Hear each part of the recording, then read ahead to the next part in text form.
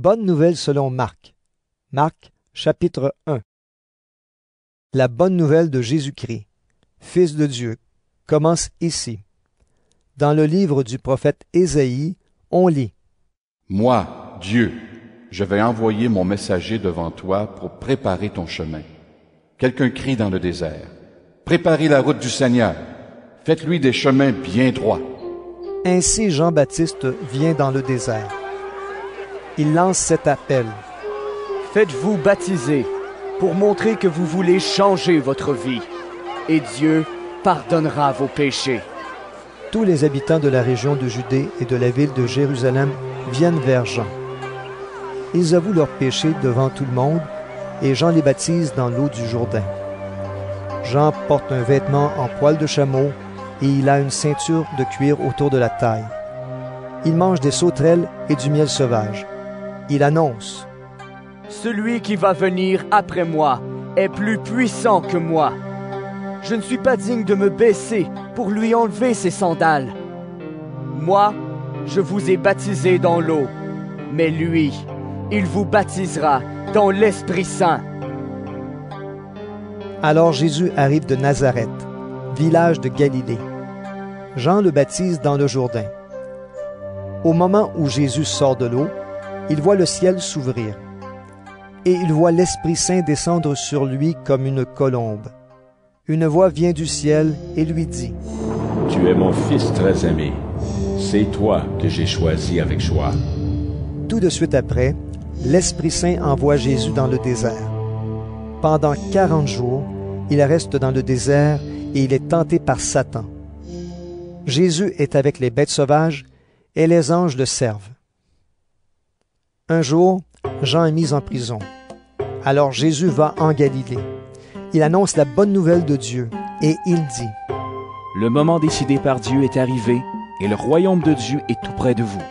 Changez votre vie et croyez à la bonne nouvelle. Jésus marche le long du lac de Galilée. Il voit Simon et André, le frère de Simon. Ce sont des pêcheurs et ils sont en train de jeter un filet dans le lac. Jésus leur dit: Venez avec moi et je ferai de vous des pêcheurs d'hommes. Aussitôt, ils laissent leur filet et ils suivent Jésus. En allant un peu plus loin, Jésus voit Jacques et Jean, deux frères. Ce sont les fils de Zébédée. Ils sont dans leur barque et réparent leur filet. Aussitôt, Jésus les appelle. Ils laissent leur père Zébédée dans la barque avec les ouvriers et ils s'en vont avec Jésus. Jésus et ses disciples arrivent à la ville de Capernaum. Le jour du sabbat, Jésus entre dans la maison de prière et il se met à enseigner. Ceux qui l'entendent sont très étonnés par sa façon d'enseigner. En effet, il n'enseigne pas comme les maîtres de la loi. Il le fait avec l'autorité que Dieu lui donne. Juste à ce moment, un homme qui a un esprit mauvais en lui entre dans la maison de prière. Il se met à crier: Jésus de Nazareth, qu'est-ce que tu nous veux? Est-ce que tu es venu pour notre malheur? Je sais bien qui tu es. Tu es le Saint que Dieu a envoyé. Jésus menace l'esprit mauvais en lui disant: Tais-toi et sors de cet homme. L'esprit mauvais secoue l'homme avec force et sort de lui en poussant un grand cri. Tous sont très étonnés et ils se demandent entre eux: Qu'est-ce qui se passe? Cet homme enseigne d'une façon nouvelle et avec assurance. Il commande même aux esprits mauvais et ils lui obéissent. Alors les gens se mettent à parler de Jésus dans toute la région de la Galilée. Jésus sort de la maison de prière et tout de suite après, il va chez Simon et André. Jacques et Jean l'accompagnent. La belle-mère de Simon est couchée avec de la fièvre. Aussitôt, on parle d'elle à Jésus. Jésus s'approche, il lui prend la main, il la fait lever et la fièvre la quitte. Ensuite, la belle-mère de Simon se met à les servir. Le soir, après le coucher du soleil, les gens amènent à Jésus tous les malades et tous ceux qui ont des esprits mauvais. Tous les habitants de la ville sont rassemblés devant la porte de la maison. Jésus guérit toutes sortes de malades. Il chasse aussi beaucoup d'esprits mauvais et il ne les laisse pas parler parce qu'ils savent qui est Jésus. Le matin suivant, pendant qu'il fait encore nuit, Jésus se lève et sort de la maison. Il va dans un endroit désert, et là, il se met à prier. Simon et ceux qui sont avec lui partent le chercher. Ils le trouvent et lui disent, « Tout le monde te cherche! » Jésus leur répond, « Allons ailleurs, dans les villages voisins. Là-bas aussi, je dois annoncer la bonne nouvelle. En effet, c'est pour cela que je suis venu. » Et Jésus va dans toute la Galilée. Il annonce la bonne nouvelle dans les maisons de prière et il chasse les esprits mauvais. Un lépreux s'approche de Jésus. Il se met à genoux devant lui et lui demande son aide en disant, « Si tu le veux, tu peux me guérir. » Jésus est plein de pitié pour lui. Il tend la main, touche le lépreux et lui dit, « Je le veux, sois guéri. » Aussitôt la lèpre quitte le malade. Il est guéri. Jésus parle sévèrement à l'homme. Aussitôt après, il le chasse en lui disant, « Attention, ne dis rien à personne, mais va te montrer au prêtre et offre le sacrifice que Moïse a commandé. Ainsi, tous sauront la preuve que tu es guéri. » L'homme s'en va, mais il se met à raconter partout et à tout le monde ce qui s'est passé. C'est pourquoi Jésus ne peut plus se montrer dans une ville. Il reste en dehors, dans des endroits déserts. Et les gens viennent à lui de tous les côtés. Marc, chapitre 2. Quelques jours après, Jésus revient à Capernaum. On apprend qu'il est à la maison. Beaucoup de monde se rassemble et il ne reste plus de place, même pas dehors devant la porte. Jésus leur annonce la parole de Dieu. Des gens arrivent pour lui amener un homme paralysé. 4 personnes portent le malade, mais à cause de la foule, ils ne peuvent pas le placer devant Jésus. Alors, ils enlèvent une partie du toit au-dessus de l'endroit où Jésus se trouve. Et par ce trou, ils font descendre le paralysé couché sur sa natte. Quand Jésus voit leur foi, il dit au paralysé, « Tes péchés sont pardonnés. » Quelques maîtres de la loi sont assis dans la maison et ils pensent, « Quoi? Cet homme insulte Dieu? Personne ne peut pardonner les péchés. Dieu seul peut le faire. » Jésus comprend tout de suite ce que les maîtres de la loi pensent et il leur dit, « Pourquoi avez-vous ces pensées-là? Qu'est-ce qui est le plus facile? Dire au paralysé, « Tes péchés sont pardonnés. » Ou lui dire, « Lève-toi, prends ta natte et marche. » Eh bien, vous devez le savoir, le Fils de l'homme a le pouvoir de pardonner les péchés sur la terre.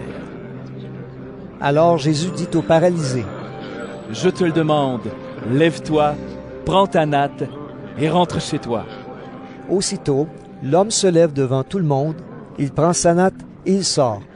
Tous les gens sont très étonnés et ils disent, « Nous n'avons jamais vu une chose pareille. Vraiment, Dieu est grand. » Jésus retourne au bord du lac de Galilée. Une foule nombreuse vient auprès de lui et il les enseigne. En passant, Jésus voit Lévi, le fils d'Alphée, assis au bureau des impôts. Jésus lui dit, « Suis-moi. » Lévi se lève et il suit Jésus. Ensuite, Jésus prend un repas dans la maison de Lévi. Beaucoup de gens mangent avec Jésus et ses disciples. Ce sont des employés des impôts et des pécheurs. Ils sont nombreux à suivre Jésus. Des pharisiens maîtres de la loi sont là. Ils voient que Jésus mange avec les pécheurs et avec les employés des impôts. Alors ils disent aux disciples de Jésus, « Votre maître mange avec les employés des impôts et avec les pécheurs. Pourquoi donc? » Jésus les a entendus et il leur dit, « Les gens en bonne santé n'ont pas besoin de médecins. Ce sont les malades qui en ont besoin. Je ne suis pas venu appeler ceux qui se croient justes, mais ceux qui se reconnaissent pécheurs. » Un jour, les disciples de Jean-Baptiste et les pharisiens sont en train de jeûner. Des gens viennent dire à Jésus, « Les disciples de Jean et les disciples des pharisiens sont en train de jeûner. Mais tes disciples à toi ne jeûnent pas. Pourquoi donc? » Jésus leur répond, « Est-ce que les invités à un mariage peuvent jeûner quand le marié est avec eux? Pendant tout le temps où le marié est avec eux, les invités mangent et boivent. Mais le moment va venir où on leur enlèvera le marié. Alors ce jour-là, ils jeûneront. Personne ne coud un morceau de tissu neuf sur un vieux vêtement. Sinon, le morceau neuf arrache une partie du vieux vêtement, et le trou dans le vieux vêtement est encore plus grand. Personne ne met du vin nouveau dans de vieilles outres. Sinon, le vin fait éclater les outres, et on perd à la fois le vin et les outres. Au contraire, il faut mettre le vin nouveau dans des outres neuves. Un jour de sabbat, Jésus traverse des champs. Ses disciples se mettent à arracher des épis le long du chemin. Les pharisiens disent à Jésus: « Regarde, pourquoi est-ce que tes disciples agissent ainsi? Le jour du sabbat, c'est interdit. » Jésus leur répond: « Vous n'avez jamais lu ce que David a fait? Un jour, il avait faim, et ceux qui étaient avec lui avaient faim aussi. Mais il n'avait rien à manger. Il est entré dans la maison de Dieu. C'était au temps où Abiatar était grand prêtre. David a mangé les pains qui étaient offerts à Dieu, et il en a donné aussi à ceux qui l'accompagnaient. Pourtant, seuls les prêtres avaient le droit d'en manger. » Et Jésus ajoute: « Dieu a fait le sabbat pour les êtres humains, il n'a pas fait les êtres humains pour le sabbat. C'est pourquoi le Fils de l'homme est le maître même du sabbat. » Marc, chapitre 3. Ensuite, Jésus retourne dans la maison de prière. Là, il y a un homme qui a la main paralysée. Les gens regardent Jésus avec attention pour voir s'il va guérir cet homme un jour de sabbat. En effet, ils cherchent une raison de l'accuser.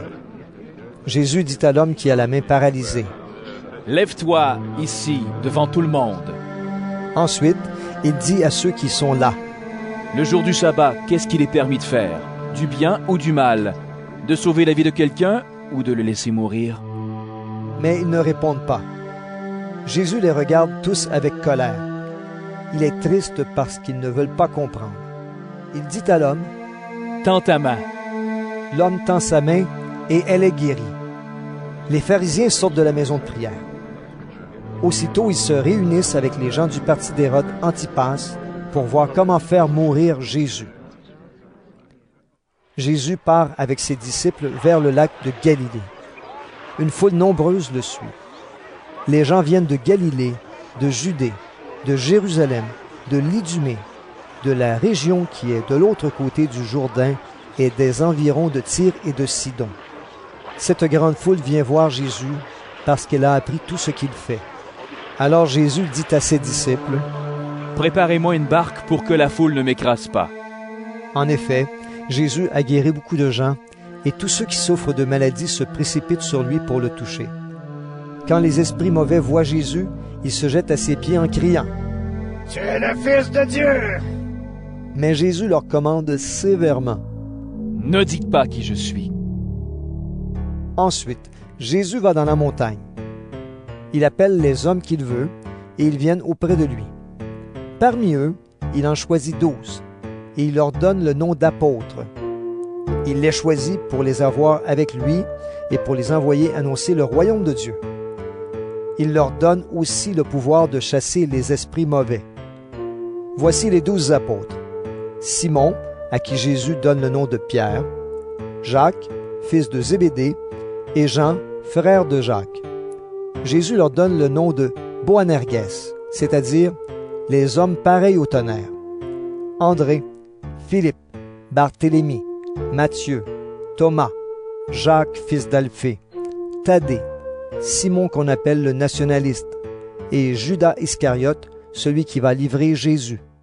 Jésus revient à la maison. Une grande foule se rassemble de nouveau. Alors Jésus et ses disciples n'ont même pas le temps de manger. Les gens de la famille de Jésus apprennent cela, et ils se mettent en route pour venir le prendre.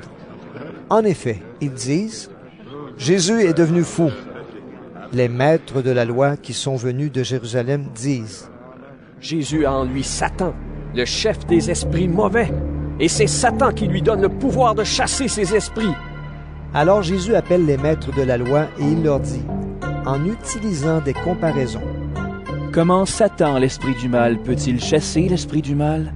Quand les habitants d'un royaume font la guerre entre eux, ce royaume ne peut pas continuer à exister. Et quand les gens d'une famille se battent entre eux, cette famille ne pourra pas continuer à exister. Si Satan est en guerre contre lui-même ou si Satan n'est pas d'accord avec lui-même, son pouvoir ne peut pas durer. Pour lui, c'est la fin. Si quelqu'un veut entrer dans la maison d'un homme fort et voler toutes ses richesses, il doit d'abord attacher l'homme fort. Ensuite, il peut tout voler dans la maison. Je vous le dis, c'est la vérité. Les gens recevront le pardon pour tous leurs péchés, pour toutes leurs insultes contre Dieu. Mais si quelqu'un insulte l'Esprit Saint, il ne pourra jamais recevoir le pardon. Il reste toujours coupable. Jésus parle de cette façon aux maîtres de la loi parce qu'ils ont dit « Il a un esprit mauvais en lui. » Ensuite, la mère et les frères de Jésus arrivent. Ils restent dehors et ils envoient quelqu'un dans la maison pour l'appeler. Beaucoup de gens sont assis autour de Jésus et on lui dit « Ta mère et tes frères sont là, dehors, ils veulent te voir. » Jésus répond « Qui est ma mère? Qui sont mes frères? » Il regarde les gens qui sont assis autour de lui et il dit « Voici ma mère et mes frères. Oui, si quelqu'un fait la volonté de Dieu, cette personne est mon frère, ma sœur, ma mère. » Marc, chapitre 4. De nouveau, Jésus se met à enseigner au bord du lac. Une foule très nombreuse se rassemble autour de lui. C'est pourquoi il monte dans une barque qui est sur le lac et il s'assoit. La foule reste à terre au bord de l'eau. Jésus leur enseigne beaucoup de choses en utilisant des comparaisons. Dans son enseignement, il leur dit « Écoutez, le semeur va au champ pour semer. Pendant qu'il sème, une partie des graines tombe au bord du chemin. Les oiseaux viennent et ils mangent tout. Une autre partie des graines tombe dans les pierres, là où il n'y a pas beaucoup de terre. Elles poussent tout de suite parce que la terre n'est pas profonde. Mais quand le soleil est très chaud, il brûle les petites plantes et elles sèchent parce qu'elles n'ont pas de racines.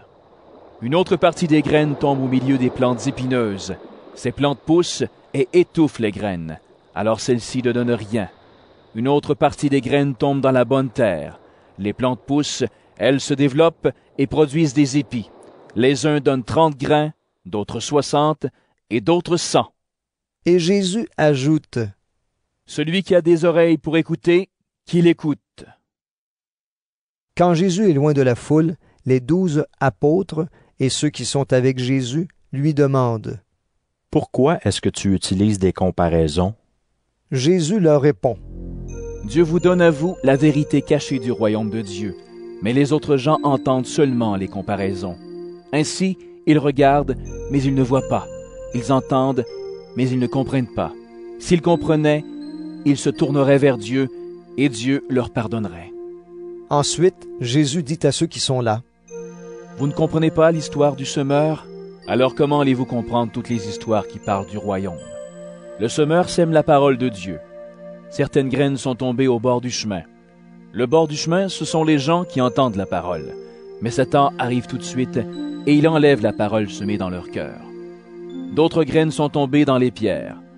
Le sol plein de pierres, ce sont les gens qui entendent la parole et qui la reçoivent aussitôt avec joie. Mais la parole n'a pas de racine en eux. Ils changent facilement d'avis. Ensuite, quand il y a une difficulté ou quand on veut les faire souffrir à cause de la parole, ils abandonnent tout de suite. D'autres graines sont tombées au milieu des plantes épineuses. Le sol couvert de plantes épineuses, ce sont les gens qui entendent la parole, mais qui s'inquiètent pour les choses de ce monde. Ils cherchent de fausses richesses et ils ont beaucoup d'autres désirs. À cause de cela, la parole est étouffée et elle ne produit rien.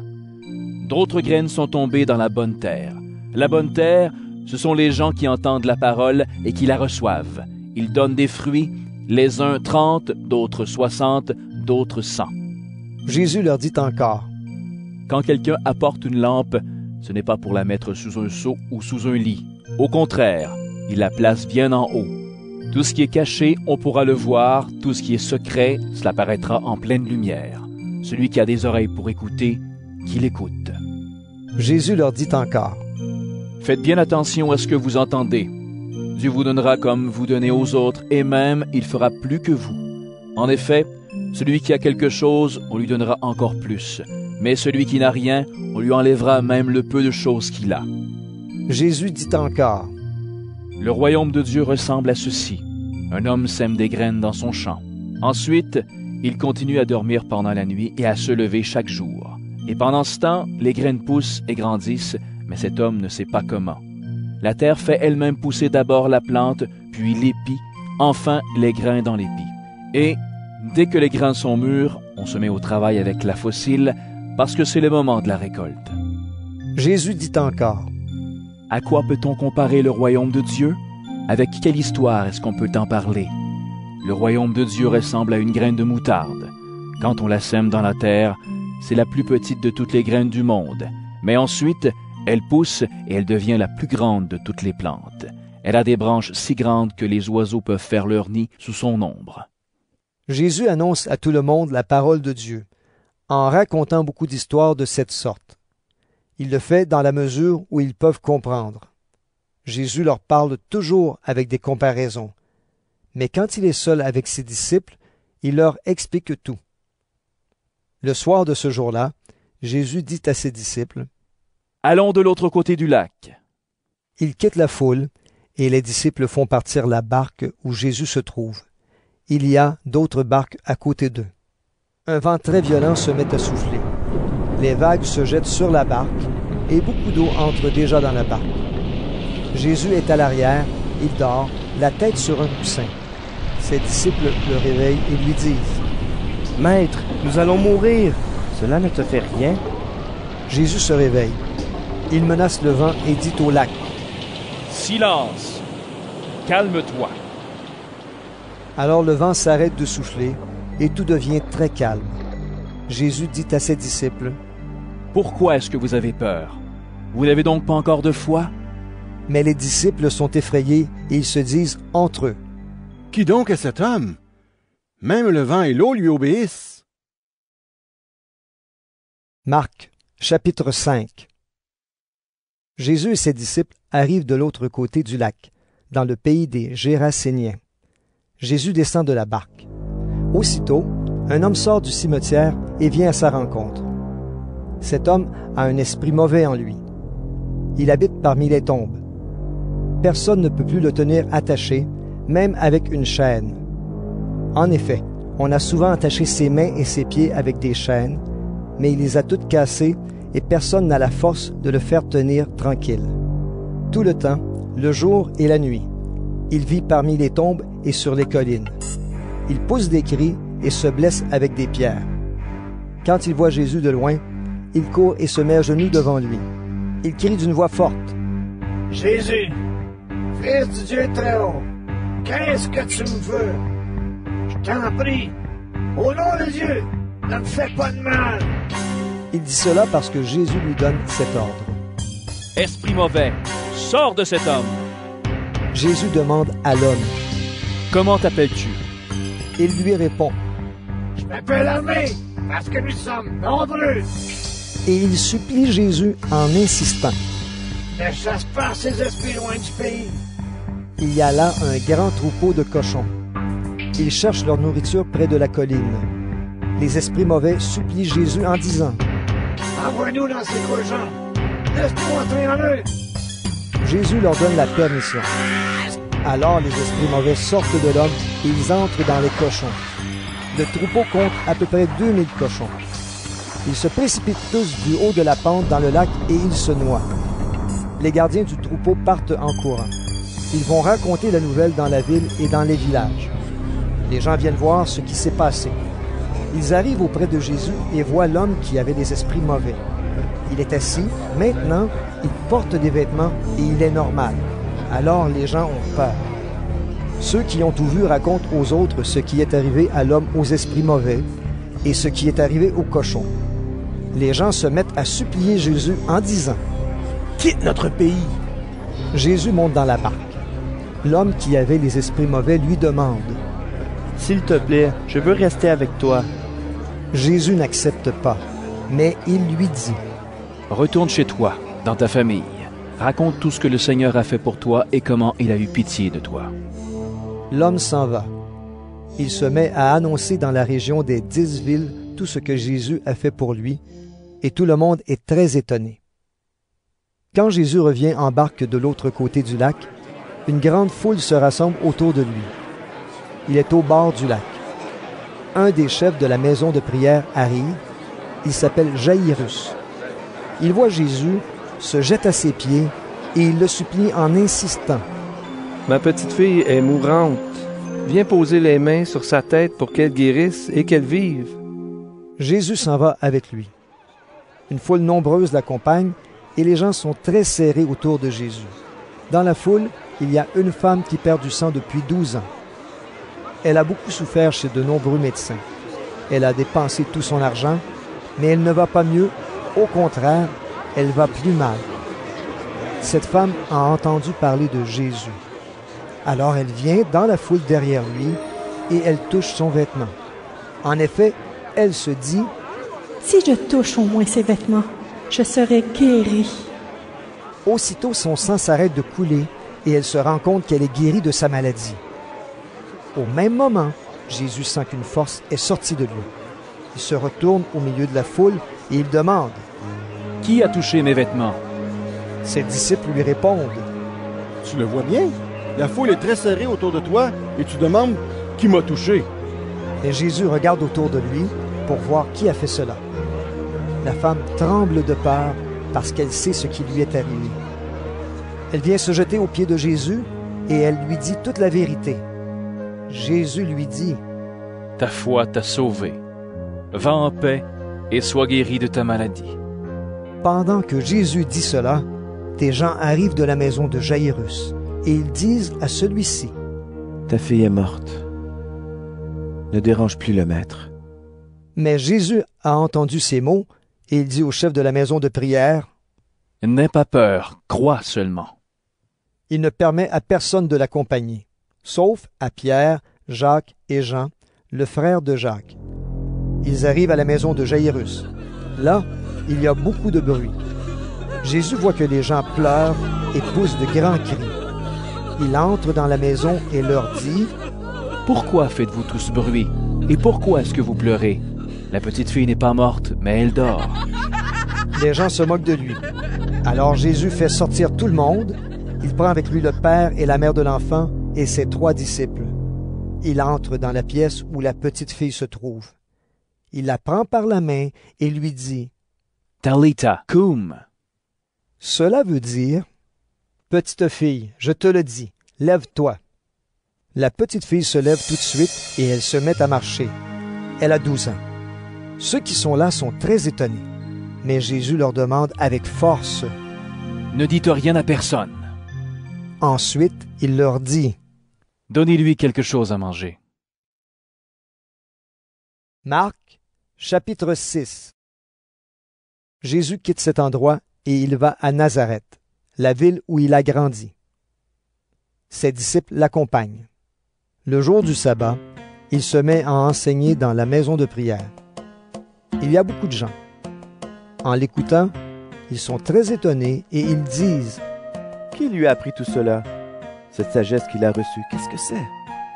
Et ces miracles qu'il fait, comment les fait-il? » Pourtant, c'est bien le charpentier, le fils de Marie, le frère de Jacques, de José, de Jude et de Simon, et ses sœurs vivent ici chez nous.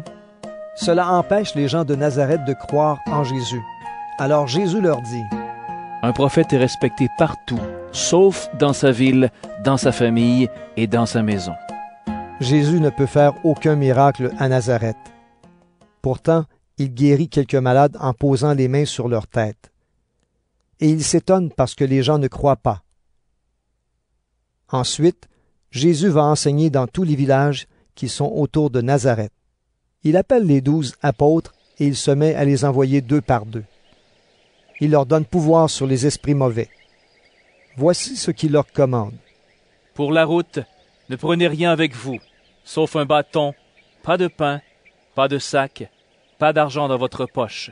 Mettez des sandales, mais emportez un seul vêtement. » Jésus leur dit encore, « Quand on vous recevra dans une maison, restez-y jusqu'au moment où vous quitterez l'endroit. Quand les gens ne voudront pas vous accueillir quelque part, quand ils ne voudront pas vous écouter, partez en secouant la poussière de vos pieds. De cette façon, vous leur montrerez qu'ils ont mal agi. » Les disciples partent et ils demandent aux gens, « Changez votre vie! » Ils chassent beaucoup d'esprits mauvais et ils guérissent beaucoup de malades en versant de l'huile sur eux. Le roi Hérode Antipas entend parler de Jésus parce qu'il est devenu célèbre. Les uns disent: C'est Jean-Baptiste qui s'est réveillé de la mort. Voilà pourquoi il a le pouvoir de faire des miracles. D'autres disent: C'est un prophète, comme un des prophètes d'autrefois. Quand Hérode entend cela, il dit: C'est Jean-Baptiste! Je lui ai fait couper la tête, mais il s'est réveillé de la mort. Voici l'histoire de la mort de Jean-Baptiste. Hérode Antipas a pris pour femme Hérodiade, la femme de son frère Philippe. Jean dit à Hérode: Tu n'as pas le droit de prendre la femme de ton frère. Alors Hérode lui-même commande d'arrêter Jean. Il le fait attacher et mettre en prison. Hérodiade déteste Jean et elle veut le faire mourir. Mais elle n'y arrive pas parce qu'Hérode respecte Jean. Il sait que c'est un homme juste et saint et il le protège. Quand Hérode écoute Jean, il ne sait plus ce qu'il faut penser. Pourtant, il aime bien l'écouter. Mais un jour, Hérodiade trouve une bonne occasion pour faire mourir Jean. C'est l'anniversaire d'Hérode et celui-ci donne un grand repas. Il invite les notables, les chefs de l'armée et les gens importants de Galilée. La fille d'Hérodiade entre dans la salle et elle se met à danser. Elle plaît à Hérode et à ceux qui mangent avec lui. Alors le roi dit à la jeune fille: Demande-moi ce que tu veux, et je te le donnerai. Puis il lui fait ce serment: Je te donnerai ce que tu me demanderas, même la moitié de mon royaume. La jeune fille sort et dit à sa mère: Qu'est-ce que je vais demander? Sa mère lui répond: Demande la tête de Jean-Baptiste.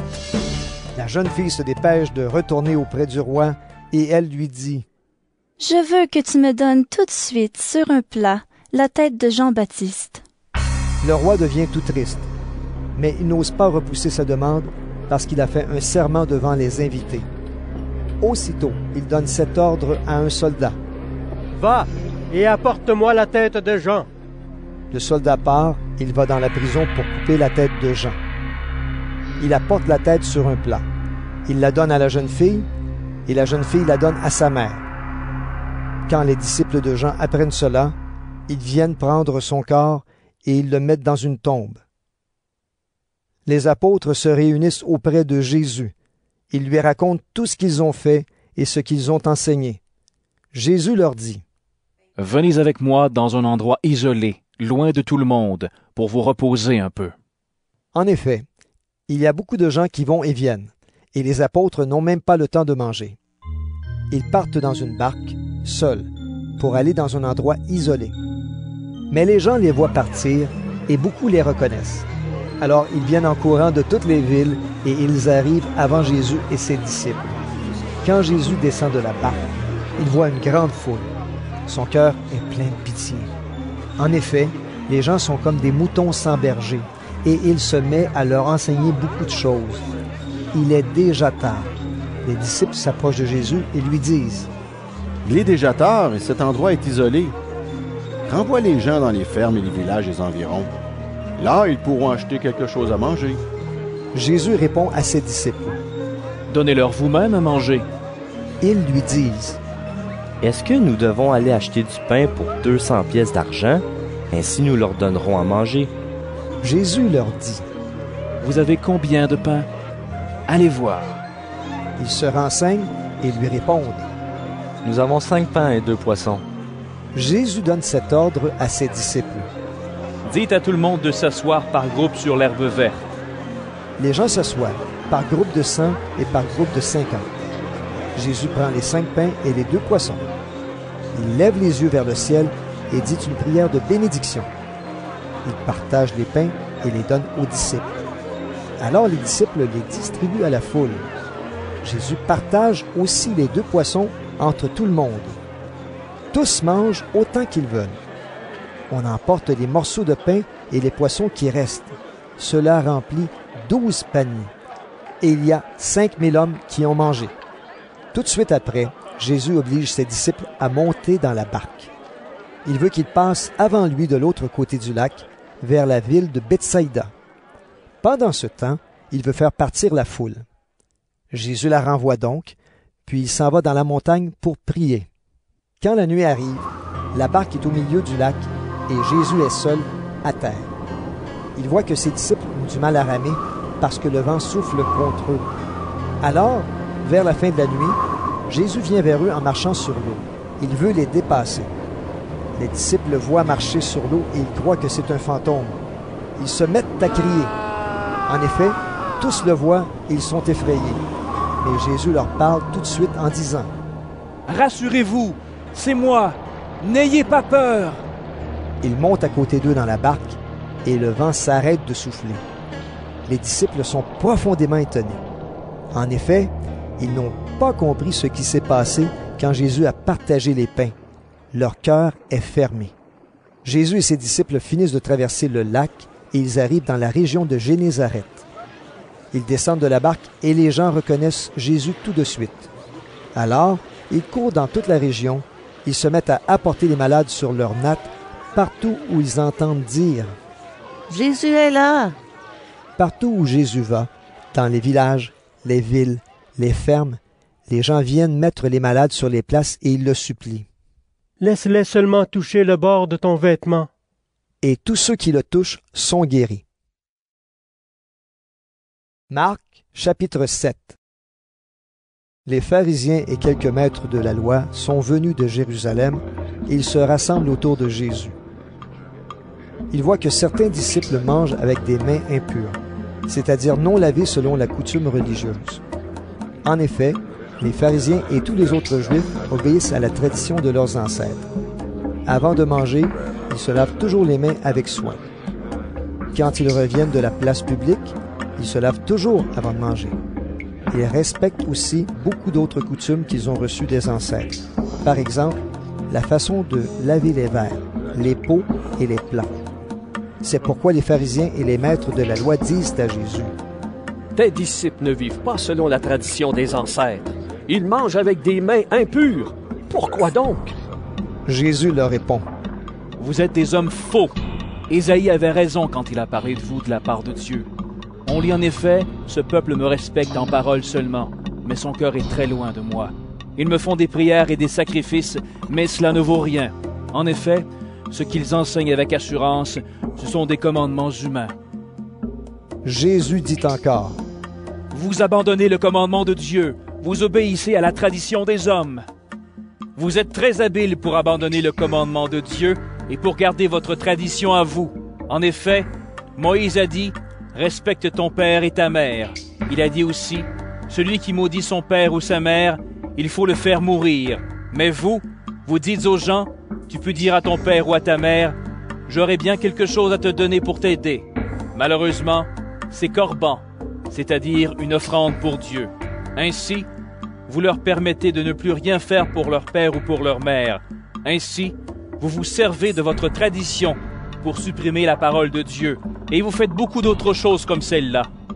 Ensuite, Jésus appelle de nouveau la foule et il dit aux gens: « Vous tous, écoutez-moi et comprenez bien ceci. Aucune chose de l'extérieur ne peut rendre une personne impure quand elle entre en elle. Au contraire, ce qui sort du cœur, voilà ce qui rend une personne impure. » Jésus quitte la foule et il entre dans la maison. Alors ses disciples l'interrogent sur ce qu'il vient de dire. Jésus leur répond: « Vous non plus, vous n'êtes pas encore capables de comprendre? Aucune chose de l'extérieur ne peut rendre une personne impure quand elle entre en elle. Vous ne comprenez donc pas cela? Ces choses n'entrent pas dans son cœur, mais dans son ventre, et ensuite elles sortent du corps. » Par ces paroles, Jésus montre qu'on peut manger de tous les aliments. Il leur dit encore: « Ce qui sort d'une personne, voilà ce qui la rend impure. En effet, les mauvais désirs sortent de l'intérieur, du cœur humain. Ainsi les gens ont une vie immorale. Ils volent, ils tuent les autres, ils commettent l'adultère, ils veulent avoir toujours plus. Ils font du mal aux autres, ils les trompent. Ils se conduisent n'importe comment, ils sont jaloux. Ils disent du mal des autres, ils sont orgueilleux, ils manquent de sagesse. Tout ce mal sort de l'intérieur d'une personne et la rend impure. » Ensuite, Jésus quitte cet endroit et il va dans la région de Tyr. Il entre dans une maison et il ne veut pas qu'on sache qu'il est là, mais les gens l'apprennent. En effet, une femme entend parler de Jésus. Cette femme n'est pas juive, elle est née en Syrie, dans la région de Phénicie. Sa fille a un esprit mauvais en elle. La mère vient aussitôt se jeter aux pieds de Jésus et elle lui dit: « Je t'en prie, chasse l'esprit mauvais de ma fille. Jésus lui dit, Laisse d'abord les enfants manger leur part. Ce n'est pas bien de prendre la nourriture des enfants et de la jeter aux petits chiens. La femme lui répond, Seigneur, pourtant même les petits chiens mangent les miettes que les enfants laissent tomber sous la table.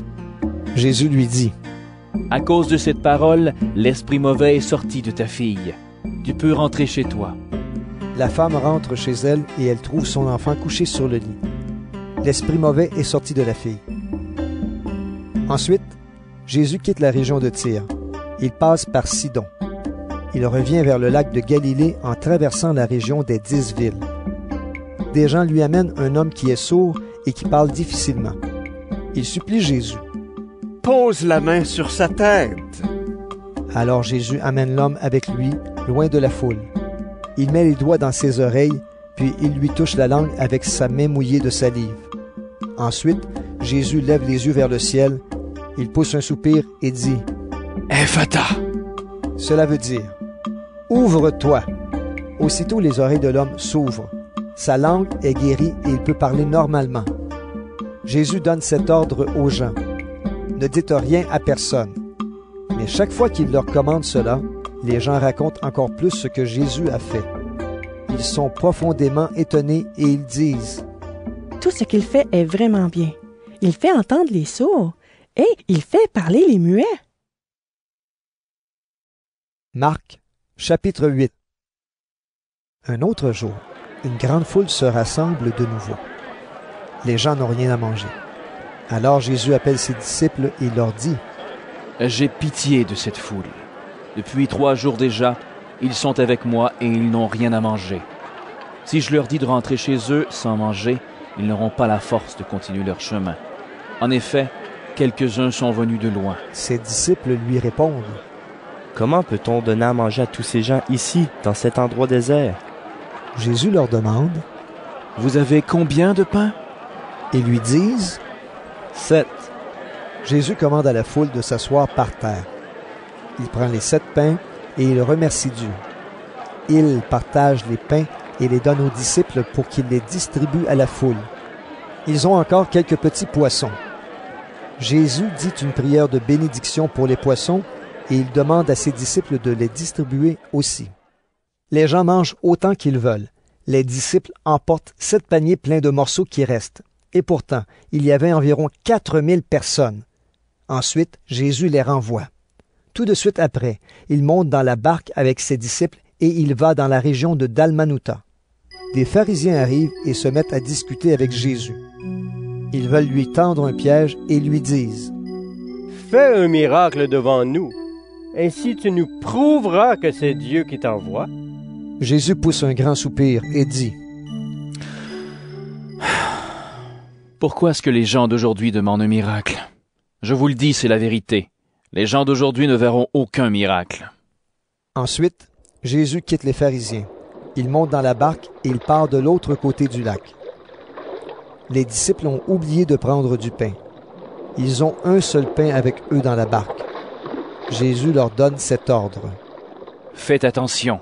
Méfiez-vous du levain des pharisiens et du levain d'Hérode. » Alors les disciples se disent entre eux « Nous n'avons pas de pain. » Jésus s'en aperçoit et leur demande « Pourquoi est-ce que vous dites entre vous, nous n'avons pas de pain? Est-ce que vous ne savez pas encore? Vous ne comprenez pas encore. Vous avez donc l'intelligence fermée? Vous avez des yeux? Est-ce que vous ne voyez pas? Vous avez des oreilles? Est-ce que vous n'entendez pas? Souvenez-vous donc, quand j'ai partagé les 5 pains pour les 5000 hommes, vous avez emporté des paniers pleins de morceaux. Combien? » Ils répondent 12 paniers. Jésus continue. Et quand j'ai partagé les 7 pains pour les 4000 personnes, vous avez emporté des paniers pleins de morceaux. Combien? Ils répondent 7 paniers. Alors Jésus leur dit Et vous ne comprenez pas encore? Jésus et ses disciples arrivent à Bethsaïda. Les gens amènent un aveugle et ils demandent à Jésus de le toucher. Jésus prend l'aveugle par la main et le conduit en dehors du village. Il met de la salive sur les yeux de l'homme, il pose les mains sur lui et lui demande « Est-ce que tu vois quelque chose ?» L'aveugle ouvre les yeux et il dit Je vois les gens. Je les vois comme des arbres, mais ils marchent. Jésus pose encore une fois les mains sur les yeux de l'aveugle, et celui-ci voit clairement. Il est guéri et il distingue tout, même de loin. Jésus lui dit, « Retourne chez toi et ne rentre pas dans le village. » Jésus part avec ses disciples vers les villages voisins de Césarée de Philippe. Sur le chemin, il demande à ses disciples, « Pour les gens, qui suis-je? » Les disciples lui répondent, « Les uns disent que tu es Jean-Baptiste, d'autres disent que tu es Élie. D'autres encore disent que tu es l'un des prophètes. » Jésus leur demande, « Mais vous, qu'est-ce que vous dites? Qui suis-je? » Pierre lui répond, « Tu es le Messie. » Alors Jésus leur commande sévèrement, « Ne dites rien à personne. » Ensuite, Jésus commence à enseigner ceci à ses disciples. « Il faut que le Fils de l'homme souffre beaucoup. Les anciens, les chefs des prêtres et les maîtres de la loi ne voudront pas de lui. Ils le feront mourir, et 3 jours après, il se relèvera de la mort. » Il leur dit cela très clairement. Alors Pierre prend Jésus à part et il se met à lui faire des reproches. Jésus se retourne, il regarde ses disciples et il fait des reproches à Pierre. Il lui dit, « Va-t'en, passe derrière moi, Satan. Tu ne penses pas comme Dieu, mais comme les hommes. » Ensuite, Jésus appelle la foule avec ses disciples et il leur dit, « Si quelqu'un veut venir avec moi, il ne doit plus penser à lui-même. Il doit porter sa croix et me suivre. En effet, celui qui veut sauver sa vie la perdra. Mais celui qui perdra sa vie à cause de moi et de la bonne nouvelle, il la sauvera. Si une personne gagne toutes les richesses du monde, mais si elle perd sa vie, à quoi cela lui sert-il? Qu'est-ce qu'on peut payer en échange de la vie? Les gens d'aujourd'hui sont pécheurs et infidèles à Dieu. Si quelqu'un a honte de moi et de mes paroles au milieu de ces gens-là, alors moi, le Fils de l'homme, j'aurai honte de lui quand je viendrai avec les anges saints dans la gloire de mon Père. » Marc, chapitre 9. Jésus leur dit encore, « Je vous le dis, c'est la vérité. Quelques-uns ici ne mourront pas avant de voir le royaume de Dieu venir avec puissance. » 6 jours après, Jésus amène avec lui Pierre, Jacques et Jean. Il les conduit sur une haute montagne loin des gens. Là, ils sont seuls avec lui. Sous leurs yeux, Jésus change d'aspect. Ses vêtements deviennent extraordinairement brillants. Personne sur la terre ne peut rendre des vêtements aussi blancs. Les 3 disciples voient aussi Élie et Moïse qui parlent avec Jésus. Alors Pierre dit à Jésus, « Maître, c'est une bonne chose pour nous d'être ici. Nous allons faire 3 abris, un pour toi, un pour Moïse et un pour Élie. » En effet, Pierre ne sait pas quoi dire. Il est effrayé et les autres disciples aussi. Un nuage arrive et les couvre de son ombre. Une voix vient du nuage et dit, « Celui-ci est mon Fils très aimé. Écoutez-le. » Les disciples regardent autour d'eux, mais soudain, ils ne voient plus personne. Jésus est seul avec eux. Pendant qu'ils descendent de la montagne, Jésus leur donne cet ordre. « Ne racontez à personne ce que vous avez vu, jusqu'à ce que le Fils de l'homme se relève de la mort. » Ils obéissent à cette parole, mais ils se demandent entre eux. « Qu'est-ce que cela veut dire, se relever de la mort? » Ensuite, ils demandent à Jésus. « Les maîtres de la loi disent, Élie doit venir d'abord. Pourquoi donc? » Jésus leur dit. « Oui, Élie doit venir d'abord pour tout remettre en ordre. Mais dans les livres saints, on lit aussi, « Le Fils de l'homme doit beaucoup souffrir, et on le méprisera. Pourquoi donc? Pourtant, je vous le dis, Élie est déjà venu, et les gens lui ont fait tout ce qu'ils ont voulu, comme les livres saints l'ont annoncé. » Quand ils arrivent auprès des autres disciples, ils voient une grande foule autour d'eux. Des maîtres de la loi sont en train de discuter avec eux. En voyant Jésus, la foule est très étonnée. Tout de suite, les gens courent vers lui pour le saluer. Jésus demande à ses disciples, « De quoi est-ce que vous discutez avec eux? » Quelqu'un dans la foule lui répond, « Maître, je t'ai amené mon fils. Il a en lui un esprit mauvais qui l'empêche de parler. Cet esprit peut le prendre n'importe où. Alors il le jette par terre, l'enfant a de la salive qui sort de sa bouche, Il grince des dents et son corps devient raide. J'ai demandé à tes disciples de chasser cet esprit mauvais, mais ils n'ont pas eu la force de le faire. Jésus leur dit, Vous, les gens d'aujourd'hui, vous n'avez pas la foi. Je vais rester avec vous combien de temps encore? Je vais vous supporter combien de temps encore? Amenez-moi l'enfant. On lui amène l'enfant. Quand l'esprit mauvais voit Jésus, aussitôt il secoue l'enfant avec force. Celui-ci tombe, il se roule par terre et de la salive sort de sa bouche. Jésus demande au Père. Cela lui arrive depuis quand? Le Père répond. Depuis qu'il est petit, l'esprit l'a souvent poussé dans le feu et dans l'eau, pour le faire mourir. Mais si tu peux faire quelque chose, aie pitié de nous et aide-nous. Jésus lui répond. Pourquoi est-ce que tu dis, si tu peux faire quelque chose? Tout est possible pour celui qui croit. Aussitôt le père de l'enfant se met à crier. Je crois, mais aide-moi, parce que je n'ai pas assez de foi.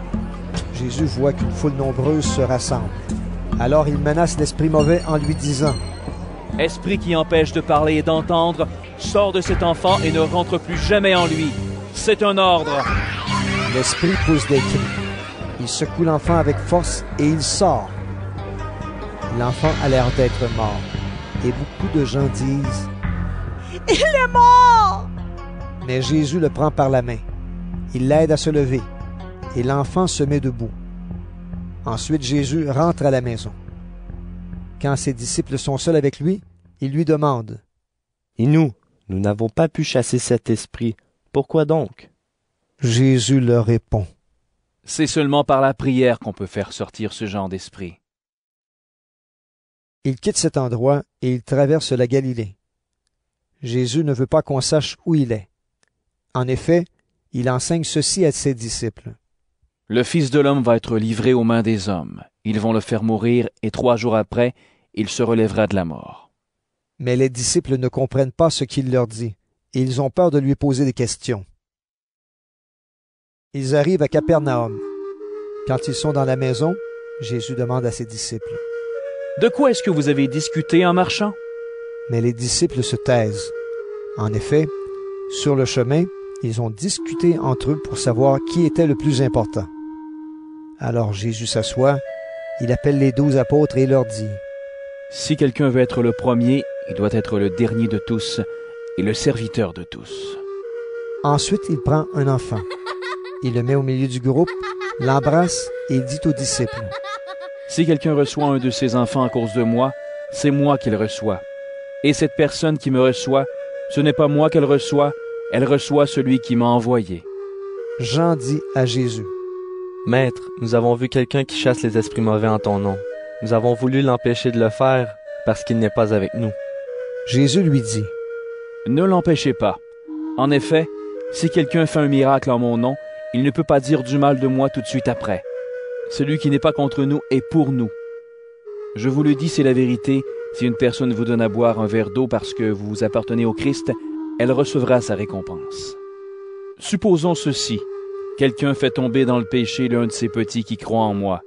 Eh bien, il vaut mieux qu'on attache une grosse pierre au cou de cette personne et qu'on la jette dans la mer. Si ta main te fait tomber dans le péché, coupe-la. En effet, pour toi, il vaut mieux entrer dans la vraie vie avec une seule main. C'est mieux que de garder tes 2 mains et d'aller dans le lieu de souffrance, là où la souffrance brûle toujours comme un feu.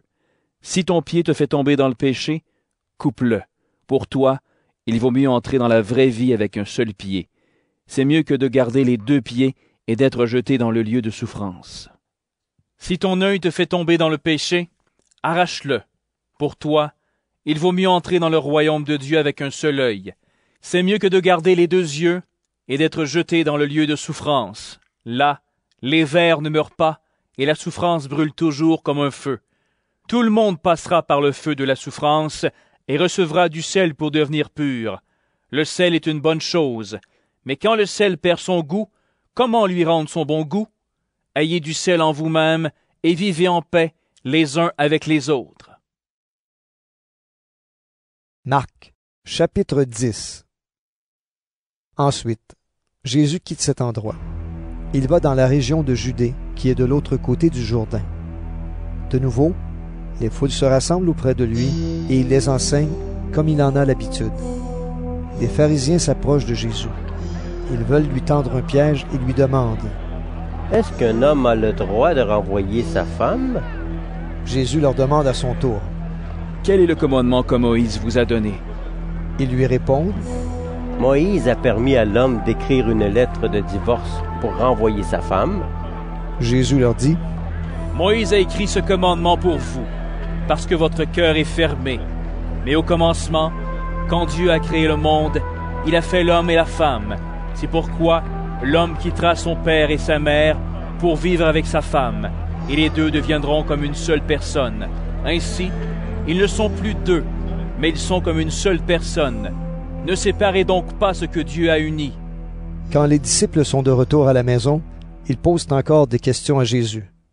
Il leur dit: Quand un homme renvoie sa femme et se marie avec une autre, il commet un adultère envers la première. Et quand une femme quitte son mari et se marie avec un autre, elle commet un adultère. Des gens amènent des enfants à Jésus pour qu'il les touche. Mais les disciples leur font des reproches. En voyant cela, Jésus se met en colère. Il dit à ses disciples: Laissez les enfants venir à moi. Ne les empêchez pas. En effet, le royaume de Dieu appartient à ceux qui sont comme les enfants. Je vous le dis, c'est la vérité. Si quelqu'un ne reçoit pas le royaume de Dieu comme un enfant, cette personne ne pourra jamais y entrer. Ensuite, Jésus embrasse les enfants et il les bénit en posant les mains sur leur tête. Au moment où Jésus veut partir, un homme arrive en courant. Il se met à genoux devant lui et lui demande: Bon maître, qu'est-ce que je dois faire pour recevoir la vie avec Dieu pour toujours? Jésus lui répond: Pourquoi m'appelles-tu bon? Personne n'est bon sauf Dieu. Tu connais les commandements? Ne tue personne, ne commets pas d'adultère, ne vole pas, ne témoigne pas faussement contre quelqu'un, ne fais pas de mal aux autres, respecte ton père et ta mère. L'homme lui dit: Maître, j'obéis à tout cela depuis ma jeunesse. Jésus le regarde avec amour et lui dit: Une seule chose te manque. Va, vends ce que tu as et donne l'argent aux pauvres. Alors tu auras des richesses auprès de Dieu. Ensuite, viens et suis-moi. Mais quand cet homme entend cela, il prend un air sombre et il s'en va tout triste parce qu'il possède beaucoup de choses. Jésus regarde ses disciples qui sont autour de lui et il leur dit: Pour ceux qui ont des richesses, c'est vraiment difficile d'entrer dans le royaume de Dieu. Les disciples sont très étonnés par ces paroles, mais Jésus leur dit encore: Mes amis, c'est vraiment difficile d'entrer dans le royaume de Dieu.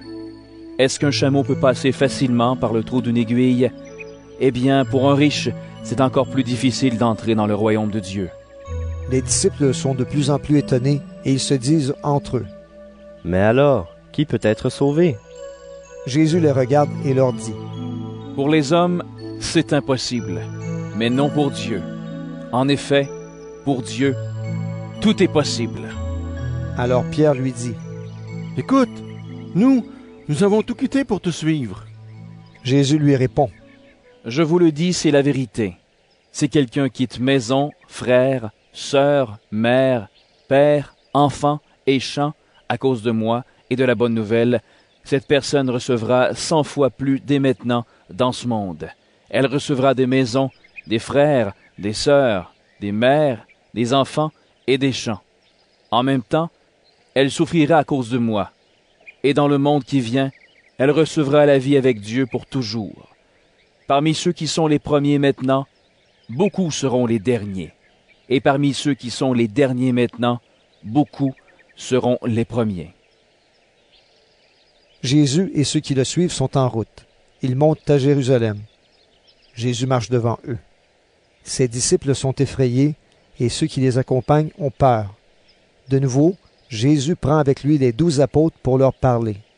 Il se met à leur dire ce qui va bientôt lui arriver. Écoutez, nous montons à Jérusalem. Le Fils de l'homme va être livré aux chefs des prêtres et aux maîtres de la loi. Ils vont le condamner à mort et le livrer à ceux qui ne connaissent pas Dieu.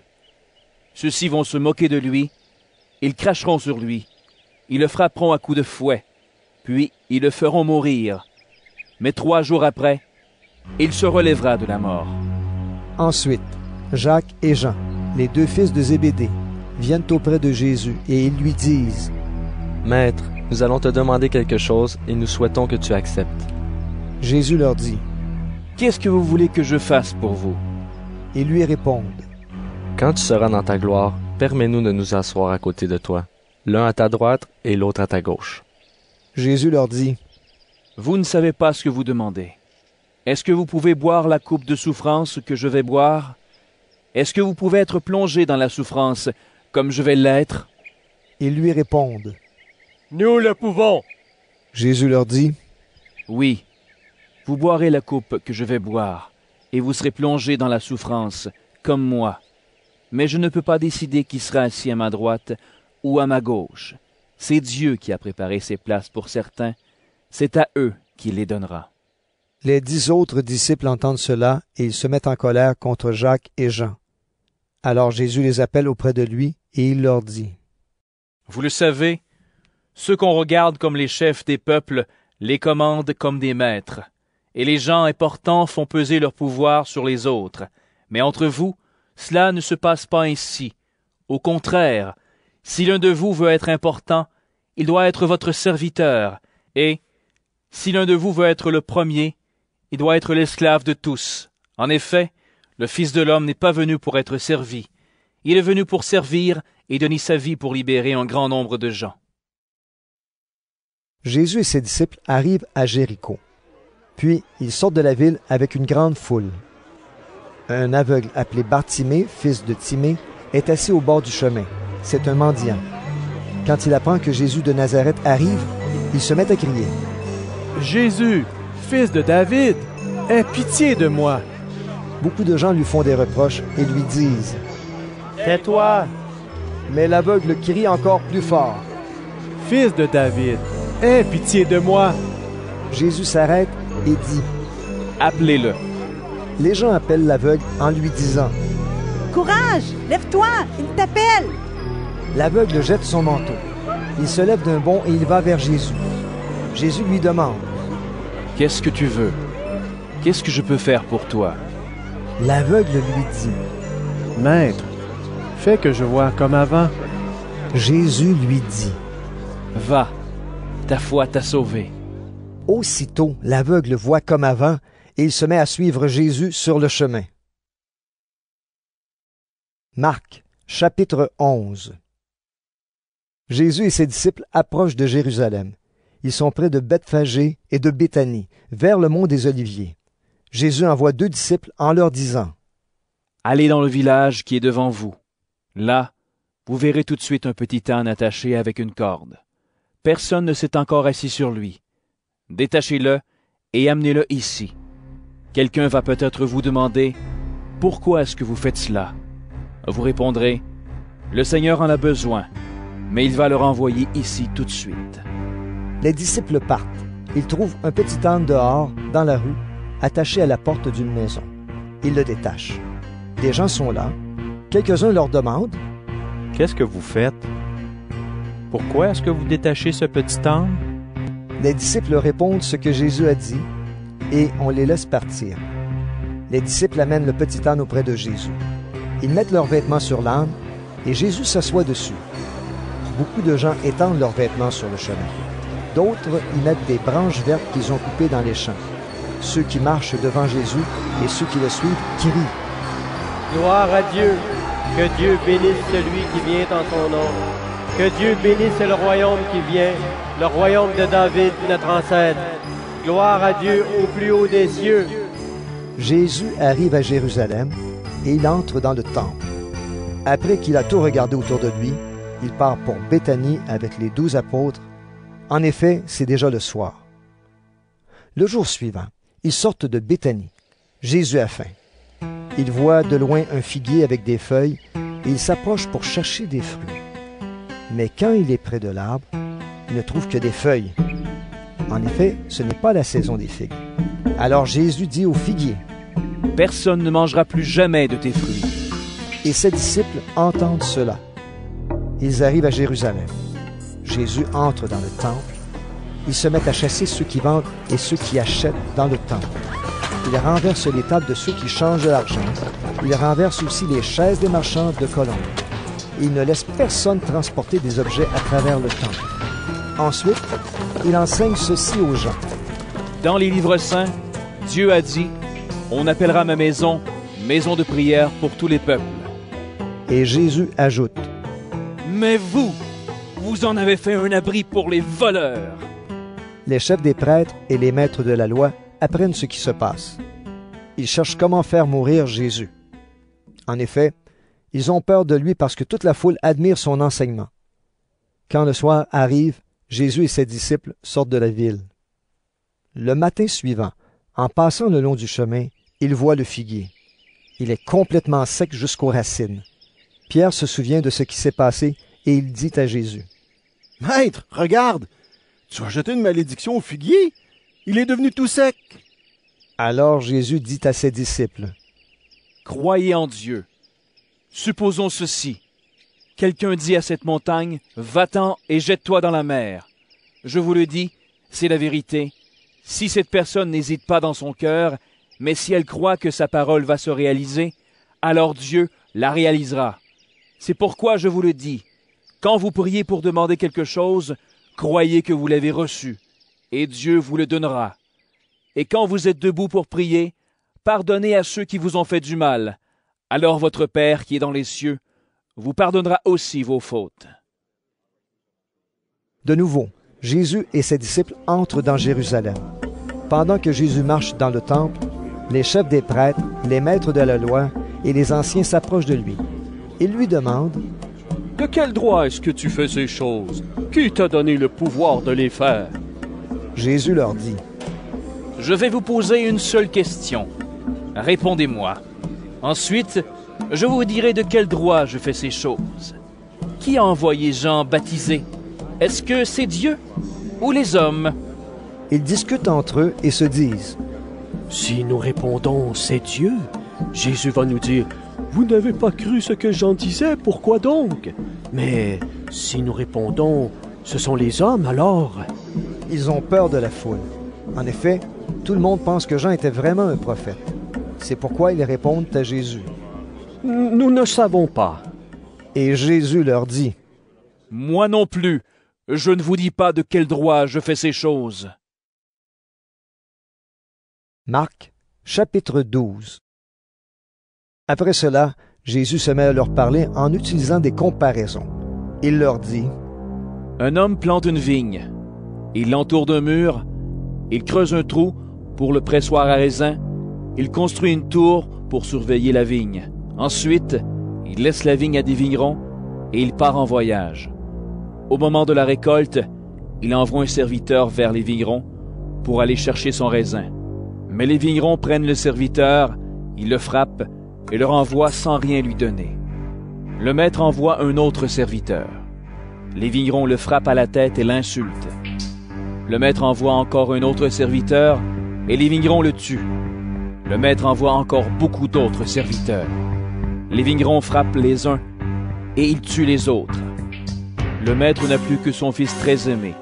Il l'envoie en dernier vers les vignerons en se disant « Ils respecteront mon fils. » Mais ces vignerons méchants se disent entre eux « C'est lui qui sera le propriétaire plus tard. Venez, tuons-le, et la vigne sera à nous. » Ils prennent le fils, ils le tuent, et ils jettent son corps en dehors de la vigne. Jésus demande, « Qu'est-ce que le propriétaire de la vigne va faire? Il va venir, il va tuer les vignerons, et il donnera la vigne à d'autres. » Vous avez sûrement lu ces phrases dans les livres saints. La pierre que les maçons ont rejetée est devenue la pierre principale de la maison. C'est le Seigneur qui a fait cela. Quelle action magnifique à nos yeux! Les chefs religieux cherchent un moyen pour arrêter Jésus. En effet, ils comprennent qu'il a raconté cette histoire contre eux. Mais ils ont peur de la foule. Alors, ils laissent Jésus et s'en vont. Les chefs religieux envoient auprès de Jésus des pharisiens et des gens du parti d'Hérode Antipas. Ils veulent lui tendre un piège en le faisant parler. Ils viennent dire à Jésus, « Maître, nous le savons, tu dis la vérité et tu n'as peur de personne. Tu ne regardes pas l'importance des gens, mais tu enseignes en toute vérité ce que Dieu nous demande de faire. Dis-nous, est-il permis ou non de payer l'impôt à l'empereur romain? Est-ce que nous devons payer, oui ou non? » Mais Jésus comprend que ce sont des hommes faux, et il leur dit, « Pourquoi est-ce que vous me tendez un piège? Faites-moi voir une pièce d'argent. Ils lui apportent une pièce d'argent et Jésus leur dit, Sur cette pièce, il y a l'image et le nom de quelqu'un. De qui donc? Ils lui répondent, De l'empereur. Alors Jésus leur dit, Rendez à l'empereur ce qui est à l'empereur et rendez à Dieu ce qui est à Dieu. Et ils sont très étonnés par la réponse de Jésus. Quelques Sadducéens s'approchent de Jésus. Les Sadducéens pensent que les morts ne se relèveront pas. Ils interrogent Jésus en lui disant, Maître, Moïse a écrit pour nous dans la loi, un homme et une femme sont mariés. S'ils n'ont pas d'enfants et si l'homme meurt, son frère doit se marier avec la veuve. Ainsi, il donnera des enfants au frère qui est mort. Eh bien, supposons ceci.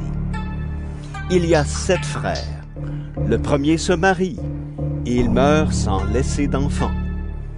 Le deuxième se marie avec la veuve et il meurt sans laisser d'enfants. Il arrive la même chose au troisième et aux autres aussi.